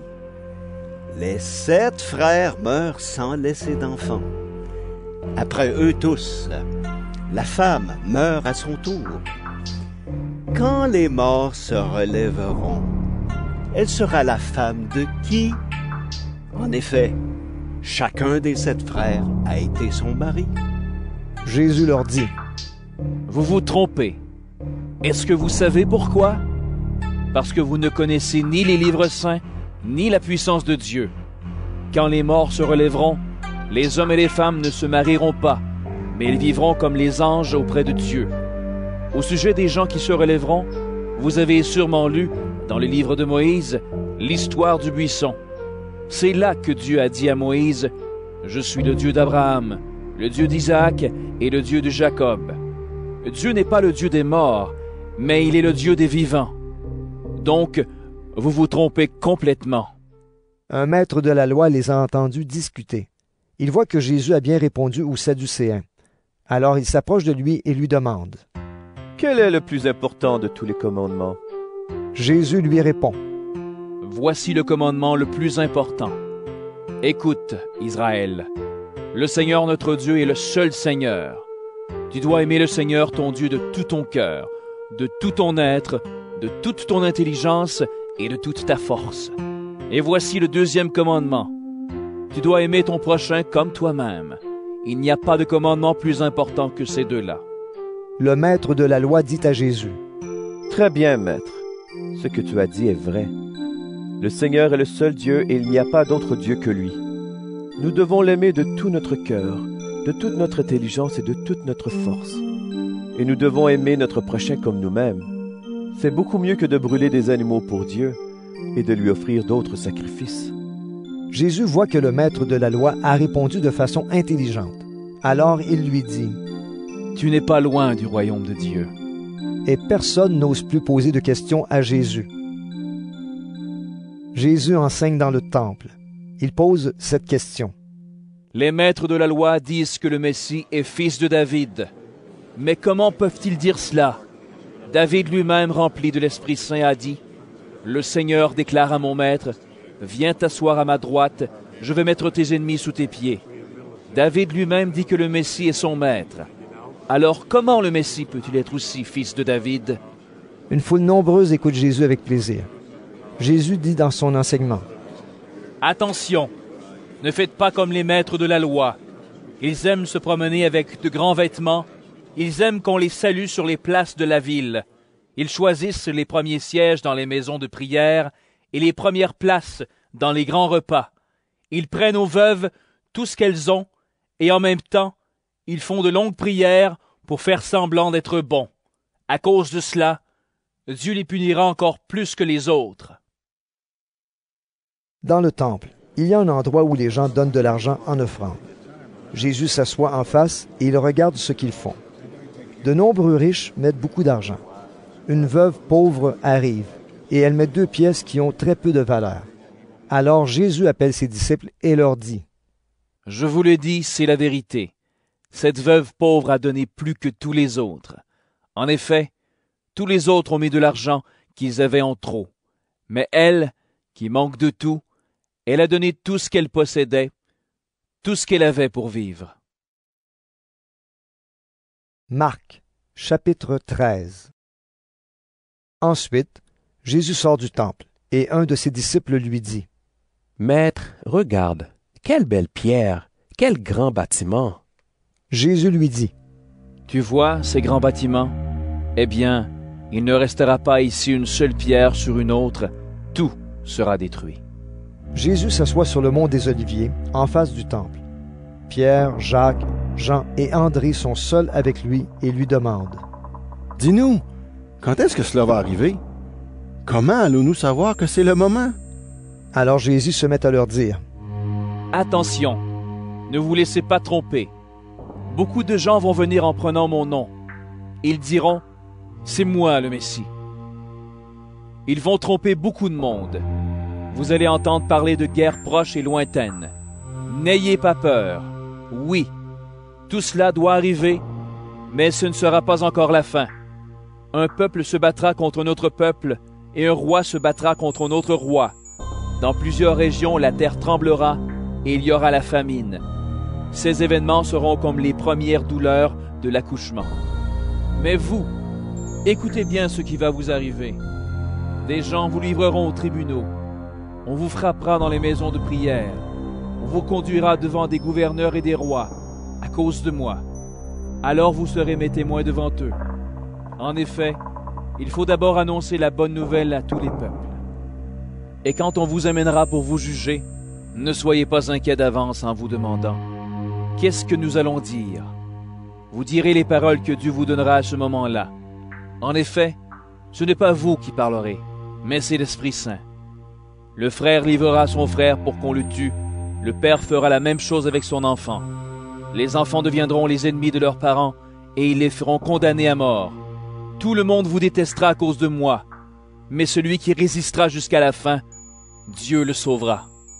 Vous verrez celui qu'on appelle le destructeur horrible, placé là où il ne doit pas être. Celui qui lit ces choses doit bien comprendre. À ce moment-là, ceux qui seront en Judée devront fuir dans les montagnes. Celui qui sera sur la terrasse ne devra pas descendre pour chercher quelque chose dans sa maison. Celui qui sera dans son champ ne devra pas retourner chez lui pour prendre son vêtement. Ces jours-là, quel malheur pour les femmes enceintes et pour celles qui allaitent leur bébé.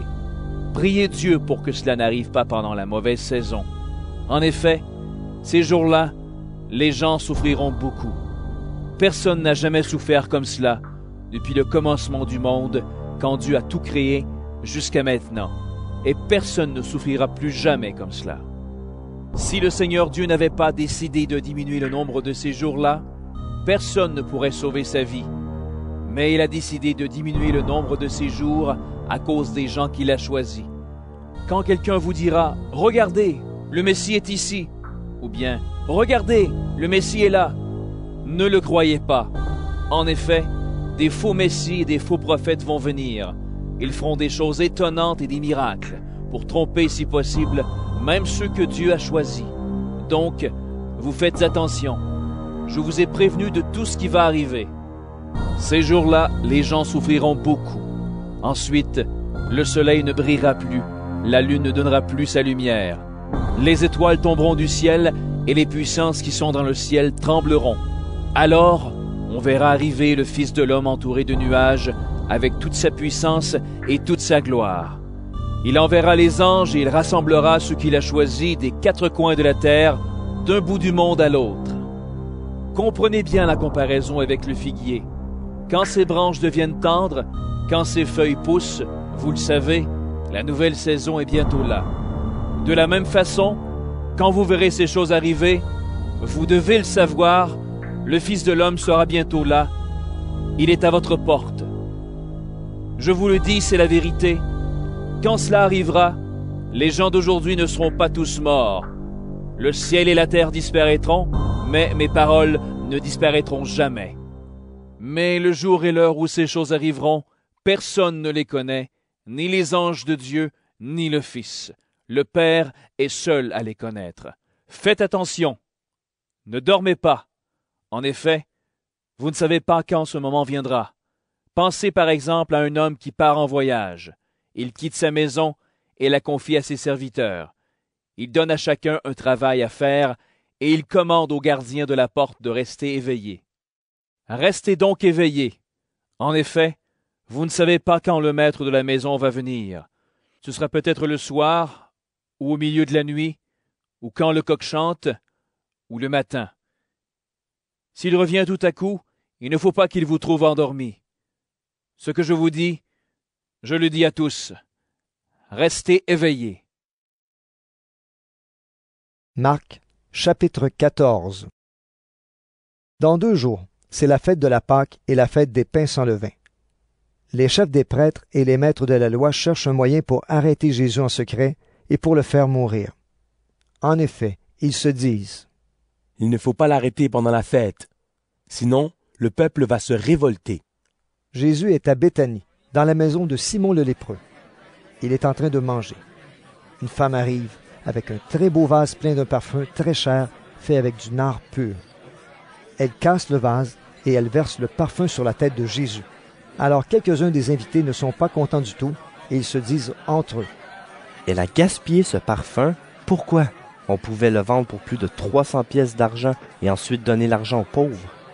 Ils critiquent la femme, mais Jésus leur dit: Laissez-la tranquille. Pourquoi est-ce que vous l'ennuyez? Ce qu'elle a accompli pour moi est une bonne action. Vous aurez toujours des pauvres avec vous, et vous pourrez leur faire du bien chaque fois que vous le voudrez. Mais moi, vous ne m'aurez pas toujours. Cette femme a fait ce qu'elle a pu. Elle a mis du parfum sur mon corps. D'avance, elle l'a préparé pour la tombe. Je vous le dis, c'est la vérité.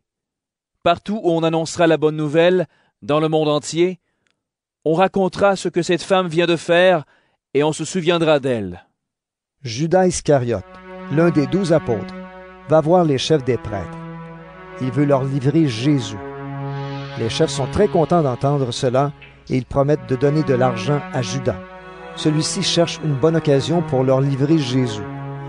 C'est le premier jour de la fête des pains sans levain, le jour où on doit tuer les agneaux pour la Pâque. Les disciples disent à Jésus: Nous allons te préparer le repas de la Pâque. Où veux-tu le manger? Jésus envoie 2 de ses disciples en disant: Allez à la ville, et vous rencontrerez un homme qui porte un pot d'eau. Suivez-le.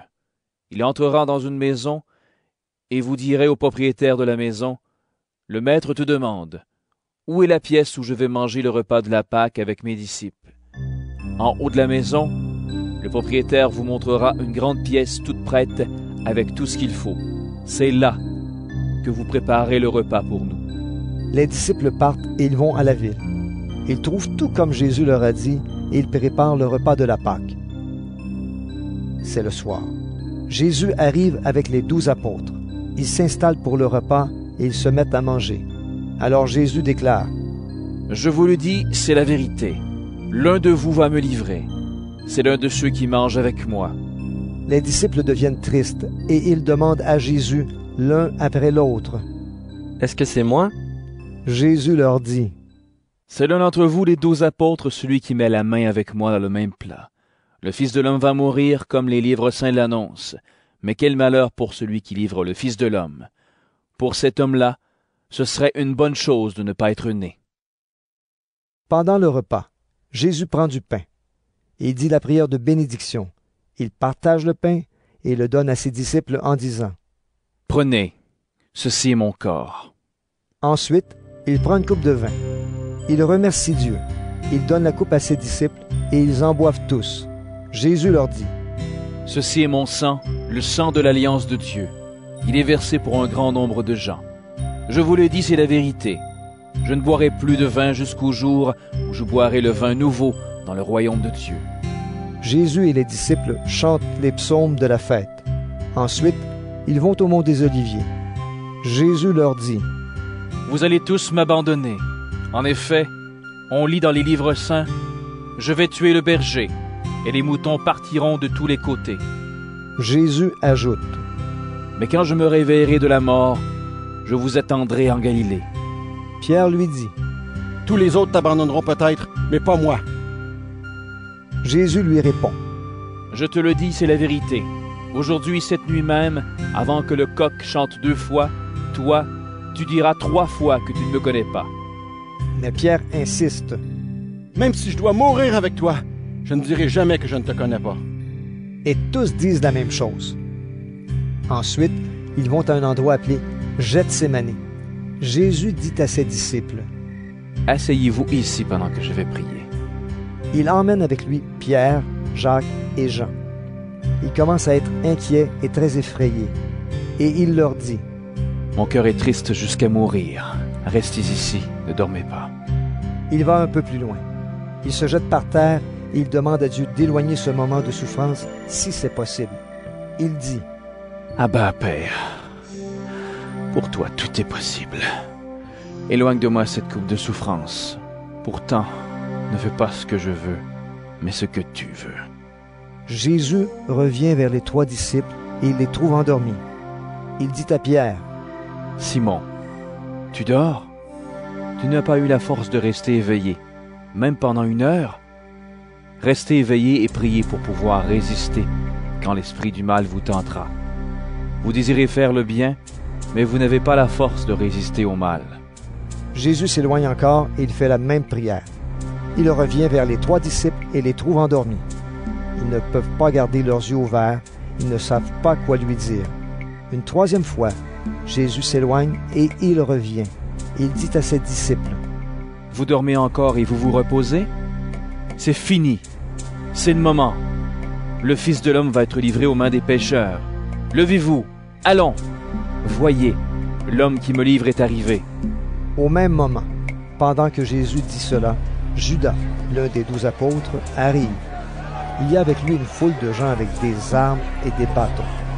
Ils viennent de la part des chefs des prêtres, des maîtres de la loi et des anciens. Judas, celui qui livre Jésus, a déjà expliqué à la foule ce qu'il va faire. Il leur a dit, « L'homme que je vais embrasser, c'est lui. Arrêtez-le, emmenez-le et gardez-le bien. » En arrivant, Judas s'approche tout de suite de Jésus et il lui dit, « Maître. » Puis il l'embrasse. Alors les gens mettent la main sur Jésus et ils l'arrêtent. Un des disciples prend son épée, frappe le serviteur du grand prêtre et lui coupe l'oreille. Jésus leur dit, « Vous êtes venus me prendre avec des armes et des bâtons, comme pour arrêter un bandit.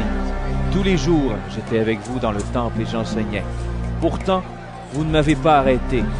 Mais de cette façon, ce que les livres saints ont dit se réalise. » Tous les disciples abandonnent Jésus et ils partent en courant. Un jeune homme suit Jésus. Il est couvert seulement d'un drap. On l'arrête, mais il laisse le drap et il part en courant, tout nu. Ils emmènent Jésus chez le grand prêtre. Là, tous les chefs des prêtres, les anciens et les maîtres de la loi se réunissent. Pierre suit Jésus de loin et il entre chez le grand prêtre. Il s'assoit dans la cour avec les serviteurs et il se chauffe près du feu. Les chefs des prêtres et tout le tribunal religieux cherchent une raison d'accuser Jésus pour le condamner à mort, mais ils n'en trouvent pas. En effet, beaucoup de témoins disent des mensonges contre Jésus, mais ils ne sont pas d'accord entre eux. Quelques-uns se lèvent et ils accusent Jésus en disant ce mensonge. « Nous l'avons entendu dire, je détruirai ce temple que les hommes ont construit, et en 3 jours, j'en bâtirai un autre qui ne sera pas construit par les hommes. » Mais même ces témoins-là ne sont pas d'accord entre eux. Alors le grand prêtre se lève devant tout le monde et il demande à Jésus, « Tu ne réponds rien? Qu'est-ce que ces gens disent contre toi? » Mais Jésus se tait. Il ne répond rien. De nouveau, le grand prêtre lui demande, « Est-ce que tu es le Messie, le Fils du Dieu que nous adorons? » Jésus lui répond, « Oui, je le suis. Et vous verrez le Fils de l'homme assis à la droite du Dieu Tout-Puissant et venir parmi les nuages du ciel. » Alors le grand prêtre déchire ses vêtements et il dit, « Nous n'avons plus besoin de témoins. Vous l'avez entendu insulter Dieu. Qu'est-ce que vous en pensez? » Tout le monde condamne Jésus et dit qu'il doit mourir. Quelques-uns se mettent à cracher sur lui. Ils couvrent son visage, ils le frappent à coups de poing et lui disent, « Qui t'a frappé? Devine! » Les serviteurs prennent Jésus et lui donnent des gifles. Pierre est en bas, dans la cour. Une servante du grand prêtre arrive. Elle voit Pierre qui se chauffe, elle le regarde et lui dit, « Toi aussi, tu étais avec Jésus de Nazareth. Mais Pierre répond, Non, je ne comprends pas et je ne sais pas ce que tu veux dire. Ensuite, il va à l'entrée de la cour. Alors un coq chante. La servante voit Pierre et elle recommence à dire à ceux qui sont là. Cet homme est un des disciples. Mais Pierre dit encore une fois, Non, pas du tout. Un peu plus tard, ceux qui sont là disent de nouveau à Pierre, Sûrement, tu es un des disciples. En effet, tu es de Galilée, toi aussi. Pierre se met à dire, Que Dieu me punisse si je mens. Je ne connais pas cet homme, je le jure. Au même moment, un coq chante une deuxième fois. Alors Pierre se souvient que Jésus lui a dit, Avant que le coq chante 2 fois, tu diras 3 fois que tu ne me connais pas. Et Pierre se met à pleurer.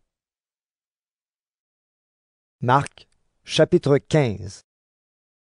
Le matin, de bonne heure, les chefs des prêtres se réunissent avec les anciens, les maîtres de la loi et tout le tribunal religieux pour prendre une décision. Ils font attacher Jésus, ils l'emmènent et le livrent à Pilate. Pilate demande à Jésus, « Est-ce que tu es le roi des Juifs? » Jésus lui répond, « C'est toi qui le dis. » Les chefs des prêtres accusent Jésus de beaucoup de choses. Pilate demande encore à Jésus, « Tu ne réponds rien? Tu entends tout ce qu'ils disent contre toi? » Mais Jésus ne répond plus rien, et Pilate est très étonné. À chaque fête de Pâques, Pilate libère un prisonnier, celui que la foule veut. Un homme appelé Barabbas est en prison avec ses camarades. Ils ont tué quelqu'un quand ils se sont révoltés contre les Romains. La foule arrive chez Pilate.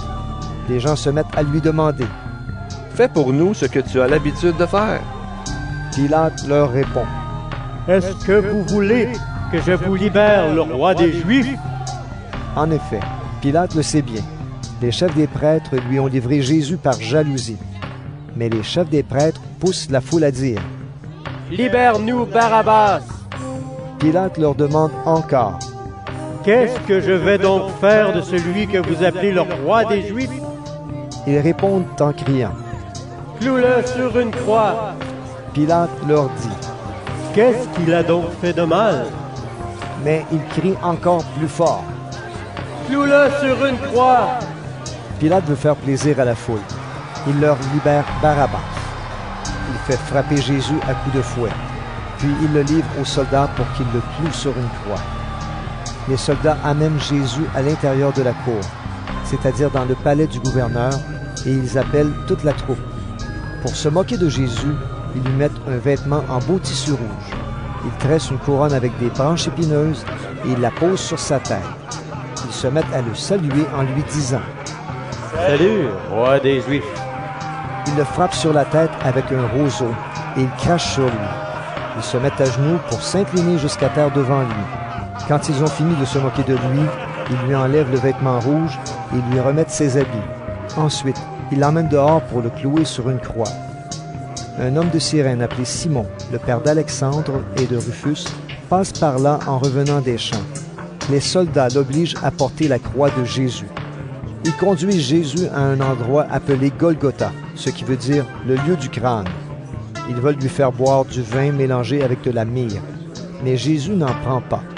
Ensuite, les soldats le clouent sur une croix.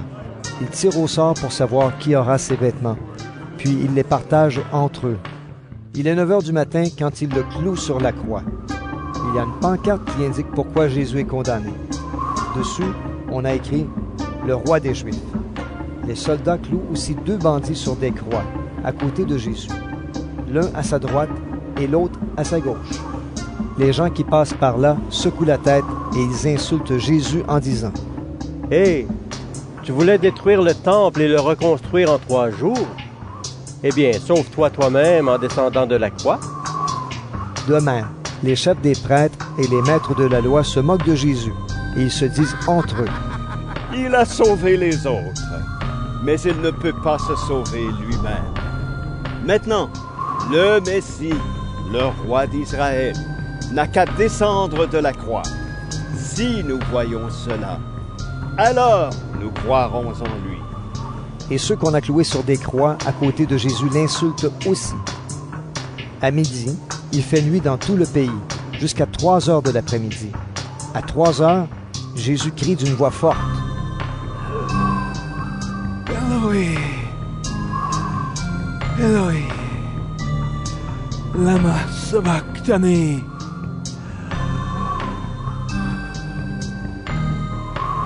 Cela veut dire, mon Dieu, pourquoi m'as-tu abandonné? Parmi ceux qui sont là, certains l'entendent et disent, il appelle Élie. L'un d'eux part en courant. Il trempe une éponge dans du vinaigre. Il met l'éponge au bout d'un roseau et la présente à Jésus pour qu'il boive. Il dit, attendez, nous allons voir si Élie vient le descendre de la croix. Mais Jésus pousse un grand cri et il meurt. Le grand rideau qui est dans le temple se déchire en 2 morceaux, depuis le haut jusqu'en bas. L'officier romain qui est en face de Jésus voit comment il est mort et il dit, vraiment, cet homme était fils de Dieu. Quelques femmes aussi sont là et elles regardent de loin. Parmi elles, il y a Marie de Magdala, Marie, la mère de Jacques le jeune, et de José et Salomé. Elles ont suivi Jésus et l'ont servi quand il était en Galilée. Il y a là aussi beaucoup d'autres femmes qui étaient montées avec lui à Jérusalem. Le soir est déjà là. C'est le jour où on prépare la fête, c'est-à-dire le jour avant le sabbat. Joseph de la ville d'Arimathée arrive. C'est un notable du tribunal religieux. Il attend, lui aussi, le royaume de Dieu. Courageusement, il va chez Pilate et il lui demande le corps de Jésus. Pilate est étonné d'apprendre que Jésus est déjà mort. Il fait venir l'officier romain. Marc, chapitre 16. Quand le sabbat est fini, Marie de Magdala, Marie la mère de Jacques et Salomé achètent des huiles parfumées pour aller les mettre sur le corps de Jésus. Le dimanche matin, très tôt, au moment où le soleil se lève, elles partent vers la tombe. Elles se disent entre elles, « Qui va rouler pour nous la pierre à l'entrée de la tombe? » Mais les femmes regardent et elles voient qu'on a déjà roulé la pierre. Pourtant, elle est très grande. Elles entrent dans la tombe. Elles voient un jeune homme, assis à droite, en vêtements blancs. Alors les femmes sont effrayées, mais il leur dit, « N'ayez pas peur. Vous cherchez Jésus de Nazareth, celui qu'on a cloué sur une croix. Il s'est réveillé de la mort. Il n'est pas ici. Voici l'endroit où on l'avait mis. Maintenant, allez dire à Pierre et aux autres disciples, Jésus vous attend en Galilée. Vous le verrez là-bas, comme il vous l'a dit. » Les femmes sortent de la tombe et partent en courant. Elles tremblent, elles sont bouleversées et elles ne disent rien à personne parce qu'elles ont peur. Le dimanche matin, Jésus s'est relevé de la mort. Il se montre d'abord à Marie de Magdala. Il avait guéri cette femme en chassant 7 esprits mauvais qui étaient en elle. Marie de Magdala va raconter aux disciples ce qu'elle a vu. Les disciples sont dans le deuil. Ils pleurent. Ils entendent Marie leur dire « Jésus est vivant, je l'ai vu ». Mais ils ne la croient pas. 2 disciples sont en route pour sortir de la ville. Jésus se montre à eux d'une autre façon. Les 2 disciples reviennent le raconter aux autres, mais on ne les croit pas eux non plus. Enfin, Jésus se montre aux 11 apôtres pendant qu'ils sont en train de manger. Il leur fait des reproches en leur disant « Vous ne croyez pas et vous ne voulez rien comprendre. Vous n'avez pas cru ceux qui m'ont vu vivant. » Ensuite, Jésus leur dit « Allez dans le monde entier, annoncez la bonne nouvelle à tous. Celui qui croira et sera baptisé, celui-là sera sauvé. Celui qui ne croira pas, celui-là sera condamné. Et ceux qui croiront, voici comment ils montreront la gloire de Dieu en mon nom. Ils chasseront les esprits mauvais. Ils parleront des langues nouvelles. Ils pourront prendre des serpents dans leurs mains. Et s'ils boivent du poison, ça ne leur fera aucun mal. Ils poseront les mains sur la tête des malades, et les malades seront guéris. » Après que le Seigneur Jésus leur a dit cela, il est enlevé au ciel et il s'assoit à la droite de Dieu. Les disciples partent pour annoncer partout la bonne nouvelle.